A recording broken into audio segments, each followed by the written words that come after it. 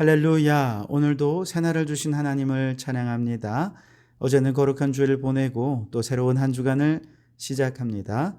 주신 말씀 마음에 새기고 주신 은혜 간직해서 이 한 주간도 말씀 충만, 은혜 충만한 한 주간을 보내시기를 주님의 이름으로 축원합니다. 오늘 우리에게 주시는 하나님 말씀은 민수기 25장 말씀인데요. 1절에서 5절까지 말씀만 봉독해 드리도록 하겠습니다. 하나님의 말씀을 경청하시기 바랍니다. 이스라엘이 시딤에 머물러 있더니 그 백성이 모압 여자들과 음행하기를 시작하니라.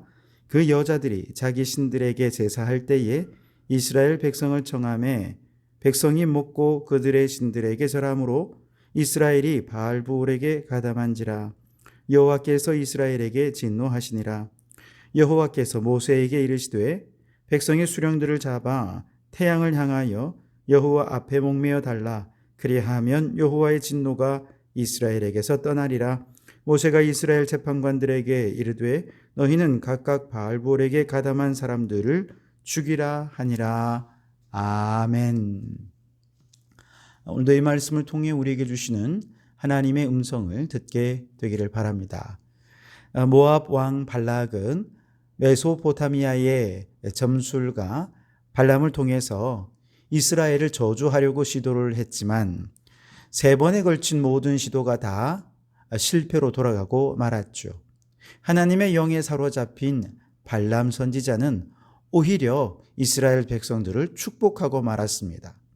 화가 머리 끝까지 난 발락이 발람을 돌려보내려 하지만 오히려 발람은 하나님의 영에 가득 차서 모압을 비롯한 여러 이방 가나안 나라들을 저주하고 멸망을 예언하는 예언까지 해버리고 말았죠. 자, 이제 하나님의 강권적인 역사가 끝이 나고 발람은 다시 자연인으로 돌아왔습니다. 그러자 그가 저주하면서 축복하면서 놓쳐버린 모압 왕 발락이 주기로 약속했던 그 재물과 또 명예가 탐이 나기 시작합니다. 욕심이 나기 시작하는 것이죠. 그래서 발람은 마지막으로 발락에게 헤어지기 전에 비록 내가 저주하지는 못하지만 이스라엘을 타락시키고 또 그 신앙을 약화시키는 방법이 있다 하면서 이것을 알려주게 되는데요. 발락은 그 조언에 따라서 그대로 행했고 그 관계에 이스라엘이 넘어간 결과 오늘 본문에 나오는 음행과 바알부올 숭배 사건이 발생하게 된 것입니다. 1절을 보시면 이스라엘이 모압 평지의 시딤에 머물러 있을 때 일어난 사건이었습니다. 광야의 여정을 마무리하면서 이 모압 평지 시딤에서 이제 요단을 건너기 전까지 즉 출애굽 41년 1월까지 아주 수개월을 머물러 있었는데요.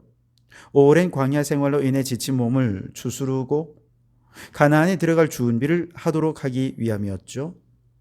바로 이곳에서 모세가 신명기의 마지막 고별 설교도 행했고 그 말씀에 힘입어서 가나안을 향한 하나님의 뜨거운 비전들로 무장했고 말씀과 기도로 준비해서 가나안 정복을 차근차근 준비하라고 이렇게 수개월의 시간을 준비할 시간을 주었던 것입니다. 그런데 이들이 하나님의 뜻을 깨닫지 못한 채 그만 이곳에서 영적으로 게을러지고 말았습니다. 영적으로 어두워졌고요. 우상 숭배의 죄악을 범하는 일에 가담하게 된 것이죠. 2절에 보시면 모압의 여인들이 자기들의 신들에게 제사할 때에 이스라엘의 남자들을 청했습니다. 그러자 남자들이 순순히 따라 나서서 그녀들과 함께 바알을 제사하는 일에 가담을 한 것이죠. 그리고 바알 제사의 일환으로 행해지는 음란한 행위에 역시 가담하게 된 것입니다. 여기서 우리가 아주 중요하게 깨달을 수 있는 한 가지는요. 우리 신앙생활에는 결코 휴식이란 있을 수 없다는 거예요. 왜냐하면 성도들에게 이 세상은 죽을 때까지 계속되는 영적 전쟁터이기 때문에 그렇습니다. 전쟁터에 있는 군인은 한순간이라도 나태해지면 적의 공격을 막아낼 수 없고 그만 기습을 당하게 되지 않겠습니까? 마찬가지입니다. 우리 성도들도 한순간이라도 영적 생활에 나태해지면 우리의 원수인 사탄은 바로 그 작은 틈을 비집고 들어와서 우리를 시험하고 미혹하여 넘어뜨리려 하는 것이죠. 그런데 많은 성도들이 영적인 긴장을 유지하지 못한 채 틈만 나면 말씀과 기도 생활에 게을러지고 영적 긴장을 풀고 세상으로 달려가는 모습을 보게 됩니다. 이만하면 신앙생활 열심히 했으니 세상의 것을 좀 즐겨도 괜찮을 거야 생각을 하며 신앙생활에 잠시 방학에 들어간다는 것이 아예 긴 휴가로 이어지는 경우들도 종종 봅니다. 그러나 신앙생활에는 방학이고 휴가고 이런 게 없습니다. 오히려 이렇게 방학을 시작하고 휴가를 떠난 사람들은요, 결국 마귀가 틈타서 시험에 빠지고 마귀의 공격을 받아 굳건하던 신앙이 하루아침에 무너져 버리고 마는 것을 우리는 수시로 목격하게 됩니다. 오늘 3절에 보시면 잠깐 영적 긴장을 놓고 모압의 여인과 음행과 우상 숭배를 행했던 사람들에 대해 하나님은 진노하셨습니다. 그리고 4절에 보시면 그들을 태양을 향하여 목매달아 죽이라 그렇게 모세에게 명령했고 5절에 보시면 결국 모세는 하나님의 명령에 순종해서 재판관들을 통해 바알볼에 가담한 모든 사람들을 다 죽음으로 심판하셨습니다. 38년간의 오랜 광야 생활 중에서 이제 가나안인, 이제 목전인데 그저 잠깐 마음을 놓았을 뿐인데 안타깝게도 그 결과는 죽음이요 심판이었던 것입니다. 마치 고속도로에서 잠깐 졸음으로 운전하는 이 졸음 운전으로 그만 교통사고로 사망하는 것과 마찬가지 경우라 할 수 있을 것입니다. 그저 잠깐 졸았을 뿐입니다. 그것도 집에 거의 다 와서 겨우 1, 2초 깜빡 졸았는데 그 순간 엄청난 인명사고가 나고 만 것이죠. 그래서 고속도로에서는 처음에 고속도로에 올라가서 5분, 마지막 집에 도착하기 5분, 이것을 가장 긴장을 놓아서는 안 되는 시간이다. 그렇게 얘기를 하더군요. 우리 신앙생활도 40년, 50년 신앙생활을 해도 주님 앞에 갈 날이 다 와갈 때 잠깐 마음을 놓으면 마귀의 밥이 되고 하나님의 심판의 대상이 되고 마는 것입니다. 그러므로 여러분, 영적 긴장의 끈을 놓지 마시기 바랍니다. 우리는 지금 치열한 영적 전쟁터에 거주하고 있다는 것을 잊지 마시기 바랍니다. 그래서 항상 영적으로 긴장해서 말씀과 기도의 경건 생활에 힘쓰는 우리 모든 성도들이 되시기를 주님의 이름으로 축원합니다.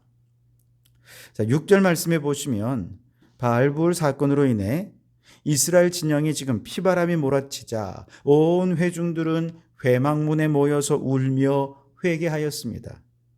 그런데 바로 이런 와중에 눈치도 없이 이스라엘 자손 한 사람이 미디안의 여인을 데리고 들어온 것입니다.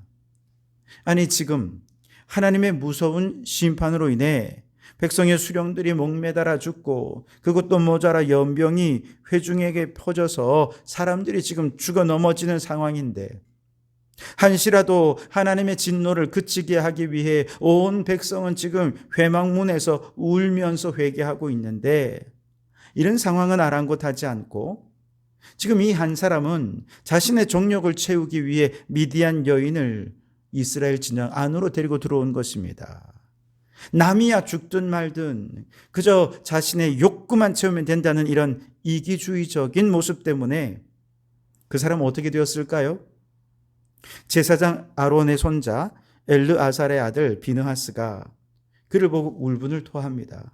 그리고 8절에 그 이스라엘 남자를 따라 그의 막사에 들어가 이스라엘 남자와 그 여인의 배를 꿰뚫어서 두 사람을 죽이니 연병이 이스라엘 자손에게서 그쳤더라 그랬습니다. 아주 비참한 최후를 맞이하고 말았던 것이죠.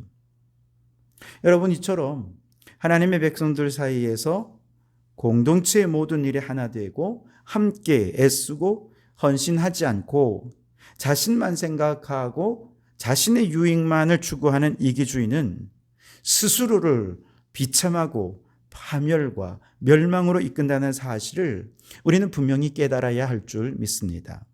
왜냐하면 하나님께서는 자기 백성들이 모든 일에 하나가 되어서 서로를 격려하고 세워주고 함께 나아가는 아름다운 신앙의 공동체를 이루기를 너무너무 기뻐하시고 기대하고 원하시기 때문에 그렇습니다. 하나님은 자신만을 생각하고 자신의 욕구만 추구하는 이기적인 모습을 극히 싫어합니다.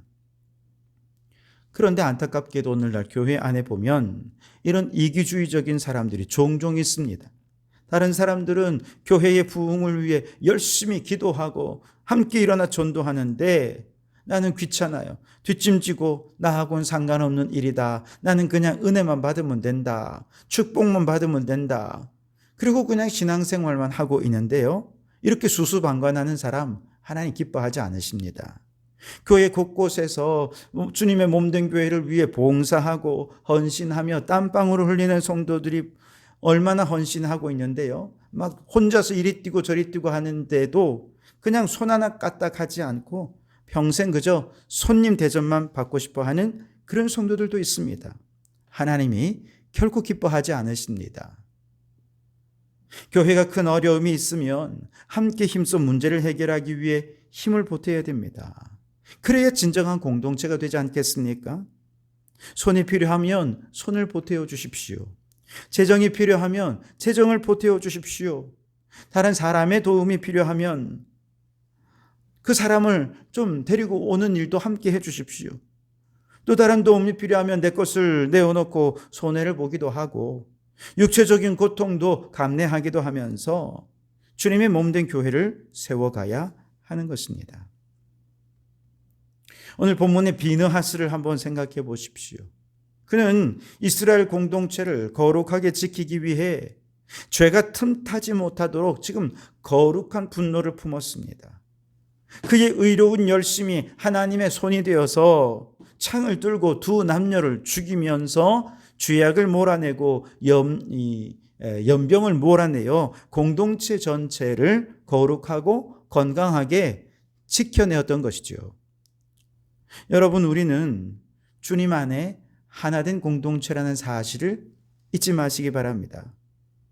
하나된 성도교회 공동체를 진심으로 사랑하는 마음으로 몸과 마음과 삶을 다해 헌신하는 우리 성도들이 되실 수 있기를 바랍니다. 교회 공동체를 거룩하게 지켜내기 위해 하나님의 열심을 내실 수 있기를 바랍니다. 그래서 우리 성도교회가 거룩한 공동체로 세워질 수 있게 되기를 주님의 이름으로 축원합니다. 기도하겠습니다. 하나님, 어제는 거룩한 주일을 보내며 이제 새로운 한 주간을 시작합니다. 이 한 주간도 주님 동행하여 주셔서 영혼 구원, 피조물 구원의 사명을 감당하는 사람으로 살게 해 주시옵소서. 영적 긴장을 놓지 말고 말씀과 기도의 경건 생활에 힘쓰며 영적 전쟁터에서 늘 승리하는 성도들이 되게 해 주옵소서. 주님의 몸된 교회를 위해 손을 보태고 마음을 보태고 기도를 보태고 정성을 보태어 한 마음으로 어려움도 이겨내고 세속화된 세상 속에서 하나님의 열심을 내어 거룩한 공동체로 지켜가는 우리 성도들이 되게 해 주시옵소서. 예수님 이름으로 기도하옵나이다. 아멘.